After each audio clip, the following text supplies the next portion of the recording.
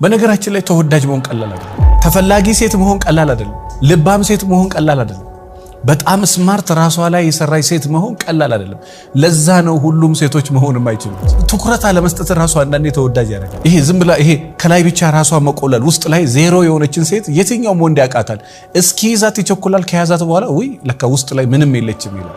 አነጋገር ያስወድድሃል፣ እይታ ያስወድድሃል፣ አለባበሳ ያስወድድሃል፣ ለራስ ያለ ክብር ያስወድድሃል፣ በራስ መተማመን ያስወድድሃል። ሁሉንም ማሬ ማሬ ማሬ የሚል ሰው የተናቀ እንጂ ያናል የተወደደ አይደለም። ተወዳጅ ካራክተር ይኑር። እመነኝ፣ ሴቶችም ከፈለጉ ይመጣሉ፣ ወንዶችም ከፈለጉ ይመጣሉ። ይህን ቪዲዮ የምትከታተሉ ምናልባት ያገባችሁም ሰዎች ሁኑ ያላገባችሁም ሰዎች ሁኑ እስከ ለተሞታችሁ ድረስ በተጠቀሙበት ይጠቅማችኋል ብዬ ስለማስብ ይሄን ነገር በደንብ ልንገራችሁ። እስከ መጨረሻው ድረስ ተከታተሉ።